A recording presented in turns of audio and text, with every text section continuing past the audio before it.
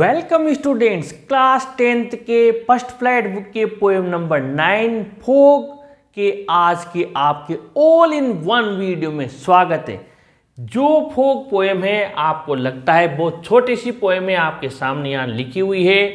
इसके जो पोइट हैं कार्ल सैंडबर्ग हैं और इन्होंने ये छोटी सी एक पोएम बनाई है, लेकिन इसमें आप लोगों के लिए बहुत बड़ा सार है। और पोएम तो पोएम होती है, क्वेश्चन आंसर्स उसमें से बनते हैं, एक्सप्लेनेशन बनती है और साथ ही आपसे उसमें से बहुत कुछ पूछा जाता है। ये छोटी सी पोएम है लेकिन ध्यान से समझें। इसके लिए हमने आपको इसकी एक्सप्लेनेशन इंग्लिश में लिखी हुई है, हम इसको हिंदी में समझाएंगे। साथ ही आप इसको रेफरेंस कॉन्टेक्स्ट एक्सप्लेनेशन में यूज कर सकते हैं और समरी में यूज कर सकते हैं। और जितने भी आपके यहाँ 10 क्वेश्चंस तो मैंने ले लिए हैं और जितने भी क्वेश्चंस बनते हैं उनके आंसर्स भी आप इससे बना सकते हैं। आइए सबसे पहले पोएम को देख लेते हैं। छोटी सी पोएम है। कवि यहाँ पर लिखते हैं द फॉग कम्स, यानी जो कोहरा है, धुंध है, वो आती है। ऑन लिटिल कैट फीट, छोटी सी बिल्ली के पैरों पर, यानी कि पैरों पर तो फॉग कैसे आएगी रियलिटी में, लेकिन कवि यहां पर बता रहा है छोटी बिल्ली की भांति, उसकी लाइक, उसके जैसे जैसे बिल्ली आती है यहां पर दबे पांव चुपके से साइलेंटली, वैसे वो फॉग यानी कोहरा धुंध पूरे शहर पर फैल रहा है धीरे धीरे silently. It sits looking over harbour and city, ये बैठकर ऐसा लगता है देख रही है, निहार रही है उस बंदरगाह को और शहर को, यानी उसको जैसे बिल्ली अपने टारगेट को देखती है, निहारती है, वैसे ही ये फॉग निहार रही है अपने टारगेट को। उसका टारगेट क्या है? ये शहर जिसके ऊपर वो पूरी छा गई है। ऑन साइलेंट हॉन्चेज, हॉन्चेज यानी घुटनों के बल बैठना, चुपचाप घुटनों के बल बैठी हुई है।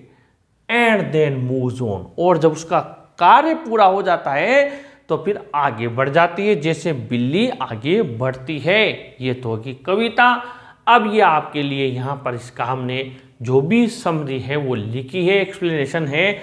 आइए इसका हिंदी ट्रांसलेशन समझ लेते हैं। Carl Sandburg compares fog with cat, Carl Sandburg fog को, कोहरे को, धुंध को बिल्ली से उसकी तुलना करता है।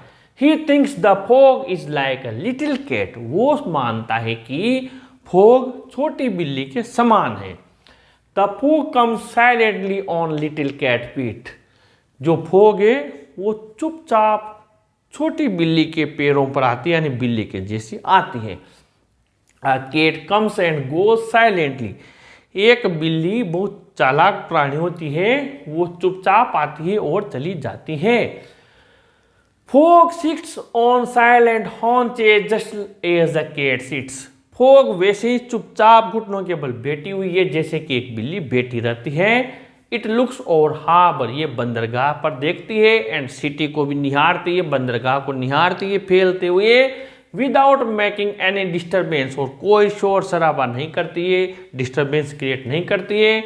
एंड देन मूव्स ऑन, फिर आगे बढ़ जाती है, जस्ट लाइक अ कैट, एक बिल्ली के समान। Fog effects the life of city people, कोहरे से शहर के लोगों का जीवन भी डिस्टर्ब होता है, प्रभावित तो होता ही है। It disturbs and disturbs there schedule, इससे उनके जीवन का जो है डिस्टर्ब हो जाता है, परेशानी आती है। डिस्टर्ब यानी व्यवधान पैदा करती है उनके जीवन में, उनके शेड्यूल में जो उनका टाइम टेबल होता है। Appearing and disappearing of fog indicates that we can achieve the target silently. Appearing प्रकट होना और डिसअपीयरिंग गायब होना फॉग का इंडिकेट्स बताता है कि हम हमारे टारगेट, गोल, एम, लक्ष्य को प्राप्त कर सकते हैं चुपचाप। एंड देन उसके बाद attain it with the view to succeed, और फिर हम इसको सफलता का एक दृष्टिकोण बना सकते हैं। Question number 1, what does Sandberg think the fog is like, Sandberg के अनुसार फॉग किसकी तरह होती है? तो ही थिंक से लेकर लिटिल कैट तक आपको यहीं पर मिल जाएगा। ये रहा छोटा सा आंसर है, छोटा सा क्वेश्चन है। How does the fog come, fog किस प्रकार आती है, द फोग कम से लेकर ये आपको अभी लिखाया, द फोग कम्स ये रहा साइलेंटली और केट पीट, छोटा सा आंसर है। What does it in the third line refer to, तीसरी पंक्ति में इट का क्या अर्थ है, तो आप इसका आंसर लिख सकते हैं, ध्यान से समझें, वॉट हटा दें, डज इसमें चला जाएगा, इन या इन द थर्ड लाइन, फिर यहां पर लिखे इट रेफर्स टू, डज हटेगा तो रेफर्स टू, क्वेश्चन मार्क हटा देना, fog. In the third line यहां पर लिखे, इन आई कैपिटल कर ले, इन द थर्ड लाइन, फिर ये इट यहां लिखे, इट रेफर्स करेंगे, डज हटाएंगे तो it refers to, question mark answer हटा देना, फोग लिख देना। आगे बढ़े, question number 4, does the poet actually say that the fog is like a cat, क्या वास्तव में कवि ये कहता है कि फोग बिल्ली की तरह है। Find 3 things that tell us that the fog is like a cat, ऐसी 3 बातें हमें बताइए सर्च करके कि वास्तव में फोग बिल्ली की तरह है। तो इसका आंसर ही थिंग्स से लेकर, ये थिंग्स द फोग से लेकर जस्ट लाइक अ केट तक आप लिखिए। अब ही की जगह आप चाहें तो पहली बार लिखे तो यहाँ पर द पोइट भी लिख सकते हैं, स्टार्टिंग में ही की जगह द पोइट आप लिखे।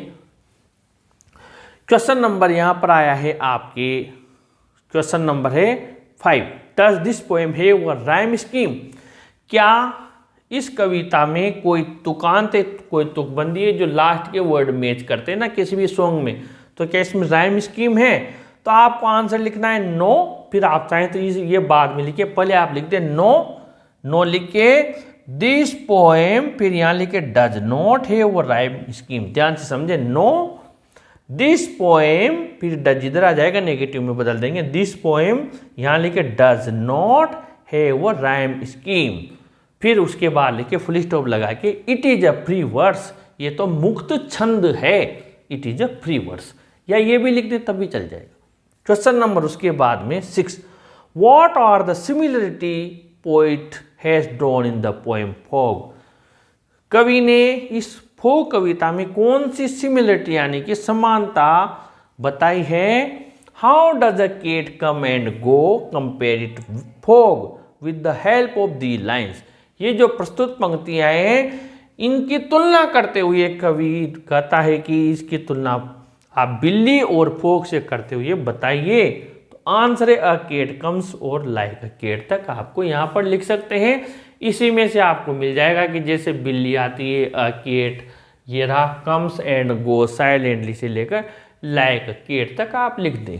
Question number 7, what is the behaviour of a cat and how it is similar to fog, बिल्ली का ये लगभग समान आंसर है, क्वेश्चन ये है बिल्ली का व्यवहार कैसे होता है फोग की तरह, ये कैसे समान है फोग के, और क्वेश्चन नंबर 6 का आंसर आप लिख दें सेम है। Question number 8, what is the theme message central idea of the poem, इस कविता की विषय वस्तु संदेश केंद्रीय भाव क्या है। वैसे ये तीनों क्वेश्चन अलग अलग आते हैं, लेकिन हमने आप लोगों के लिए व्यवस्था करके एक ही आंसर बनाया, साथ इसमें एक और क्वेश्चन का आंसर है, what do you understand by appearing and disappearing of fog, fog के प्रकट होने और गायब होने से आप क्या समझते हैं। तो आंसर आप इन सब का लिखना है, बस आप ये करें, जब ये वाला है ना आपके theme message central idea of the poem, तो आप ऐसे लिखें द थीम आए तो या the message of the poem fog is, ये इज वहां ले ले, इज डेट की, फिर ये बात लिख दे अपीयरिंग से लेकर सक्सेस तक, ये रहा आपके इसमें अपीयरिंग से लेकर और सक्सेस तक लिख दे।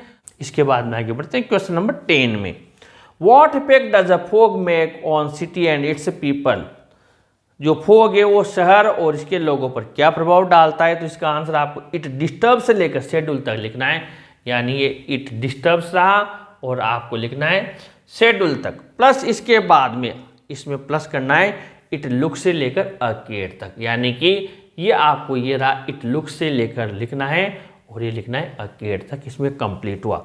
यानी हमने आपकी पोएम पढ़ ली, इसकी समरी एक्सप्लेनेशन सब लिख ली और इसकी क्वेश्चन आंसर्स भी कंप्लीट कर लिए। ये है आपका ऑल इन वन वीडियो।